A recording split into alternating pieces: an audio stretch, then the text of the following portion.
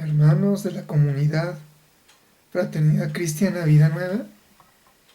Pues esto es el estudio que tenemos el viernes, y se va a dar la lectura del contexto de Hechos 21, 10 al 11 y Hechos 21, 27 al 33. Vamos a ver el contexto. ¿De qué nos dice este pasaje? El pasaje nos está hablando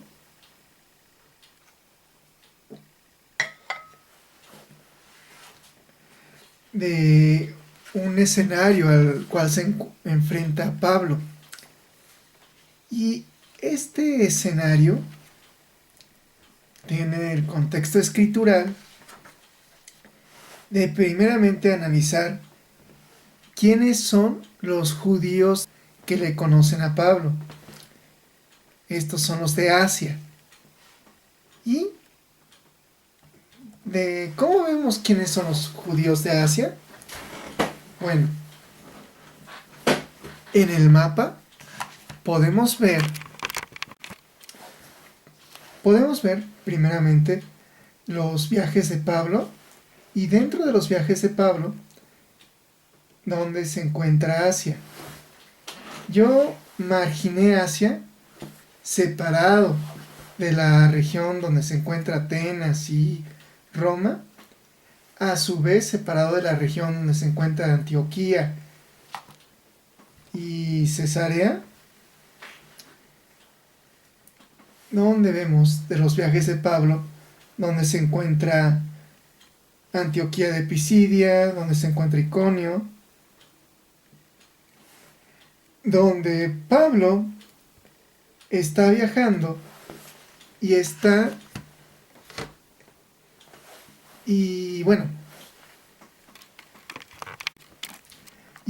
esto en Hechos 13, del 13 al 14, que dice: entonces Pablo y Bernabé, habiendo navegado desde la ciudad de Pafos, llegaron a Perge, ciudad de Panfilia, pero Juan se apartó de ellos y se marchó a Jerusalén. Este Juan es Juan Marcos, nuestro escritor del Evangelio de Marcos. 13:14 dice: y ellos salieron de Perge y fueron a Antioquía, ciudad de Pisidia, ya que al entrar a la sinagoga el día de reposo se sentaron, y Pablo comienza a dar el anuncio del Evangelio a los judíos que se encuentran en Antioquía de Pisidia, se encuentran en Iconio, y vemos este patrón recurrente en los demás viajes de Pablo, en que primero él anuncia el Evangelio a los judíos, porque en el entendimiento judío de Pablo, el Mesías es para los judíos primeramente, y después para nosotros que somos los gentiles, ¿no?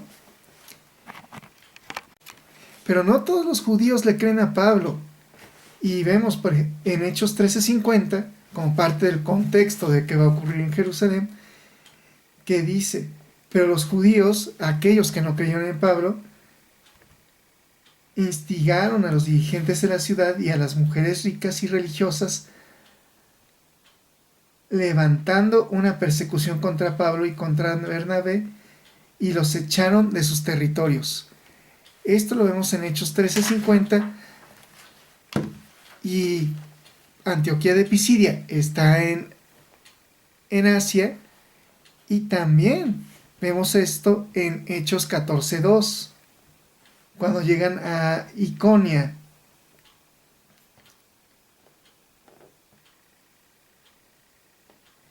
Y dice: pero los judíos, acerca de los que no creyeron, pero los judíos que no fueron convencidos instigaron a los gentiles a maltratar a los hermanos, refiriéndose a los de Iconio. No solamente tenemos a los judíos de Iconio, pero con esto ya tenemos 2 ciudades de Asia. También están otros judíos de otra región de Asia. Estos son ya no necesariamente judíos, son los habitantes de la ciudad de Listra, en que los habitantes de la ciudad de Listra, Pablo y Bernabé les exponen el Evangelio, ocurre un milagro, quieren adorarles como si fueran dioses, ellos motivan a decir, no, nosotros no somos Zeus y tampoco somos Hermes, sino que somos pues, solo seres humanos como ustedes. Y a duras penas logran convencerlos en que no, pero los judíos que les van siguiendo a Pablo y a Bernabé logran motivar a la gente en contra de Pablo y Bernabé. Y en ese sentido,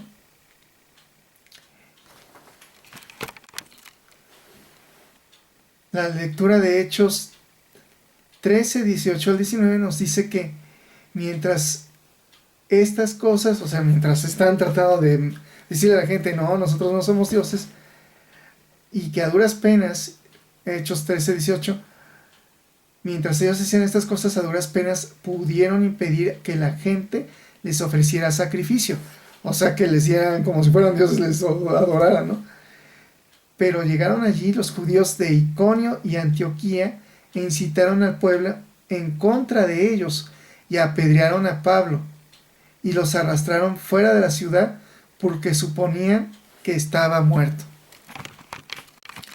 Y con esto vemos quiénes son los judíos de Asia. Y luego, ¿qué ocurre? Bueno, ¿qué ocurre? Por eso estoy poniendo el contexto escritural, la narración de Lucas. Lucas nos dice que Pablo y Bernabé pues hacen su viaje, regresan a Antioquía, de donde ellos salieron, se encuentran con Pedro y su comitiva, hay un enfrentamiento, necesitan ir al concilio de Jerusalén, tienen una resolución por parte del concilio de Jerusalén, de esa resolución pues se separan Pablo y Bernabé por causa de Marcos, que los abandonó, y en esa separación Pablo con Silas viaja hasta regresar, hasta ir a Cesarea. ¿Y qué ocurre en Cesarea? Bueno, en Cesarea está la lectura de Hechos 13, 10 al 11. ¿Qué dice? En la versión Peshitta, que es de donde yo les mandé la imagen, dice, y mientras estábamos allí, por muchos días descendió de Judea un profeta cuyo nombre era Ágabo. Este Ágabo se ve en otras lecturas sobre lo que ocurre en Antioquía y motiva a que Pablo pueda hacer una colecta para los judíos pobres creyentes, la comunidad de Jerusalén. Y bueno, seguimos. Y quien viniendo a nosotros tomó el cinto de Pablo y se ató los pies y las manos, diciendo, así dice el Espíritu Santo, así atarán los judíos en Jerusalén al varón a quien pertenece este cinto, y lo entregarán en manos de los gentiles. ¿Y qué ocurre finalmente? Que Pablo dice, me aviento al viaje, no me importa. Debido a esto, vemos qué ocurre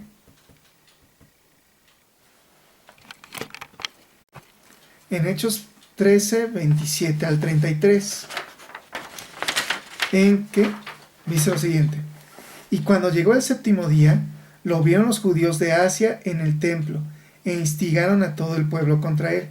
El séptimo día lo dice por los otros hermanos que Santiago le dice a Pablo, tú dices que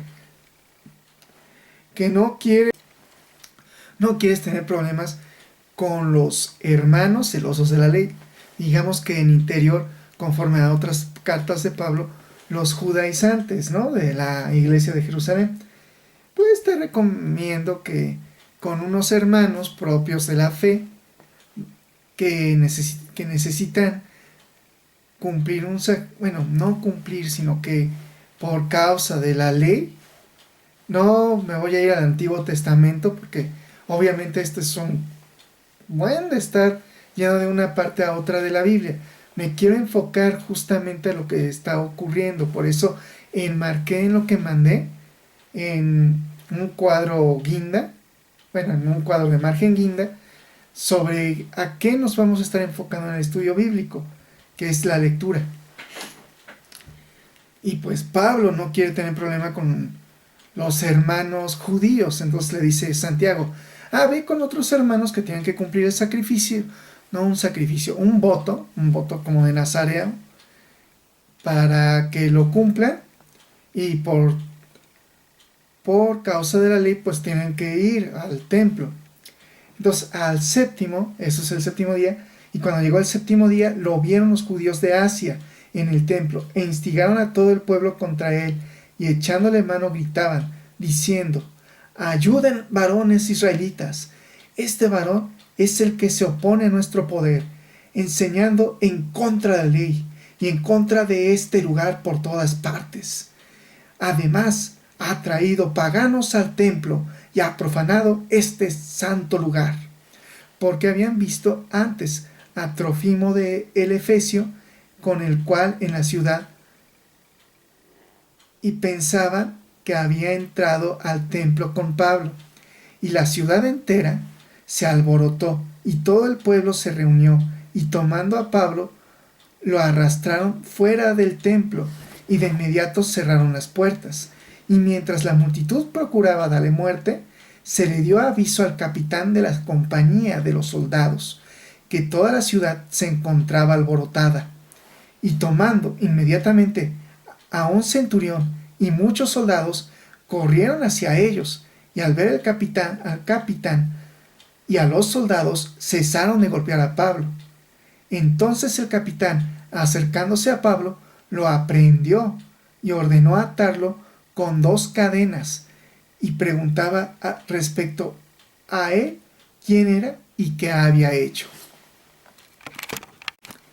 Establecido nuestro contexto escritural y leído los pasajes, vamos a ver, ya di el mapa que es nuestro marco histórico geográfico, que tiene que ver con los viajes de Pablo, quiénes son los judíos de Asia, que motivan a los judíos de Jerusalén a ir en contra de Pablo, a poner lo que es hablar acerca de qué ocurre, ¿no? Esto es justamente para dar el estudio bíblico como tal.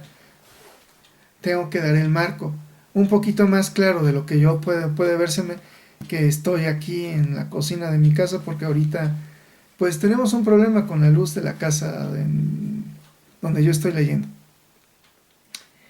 Que se habla de que toda la ciudad, o sea, Lucas dice toda la ciudad, no es toda la ciudad, es en sí el templo. El templo de Herodes, el segundo templo de Jerusalén, es un templo que abarca varios patios. Está el patio de los gentiles y el patio de los israelitas.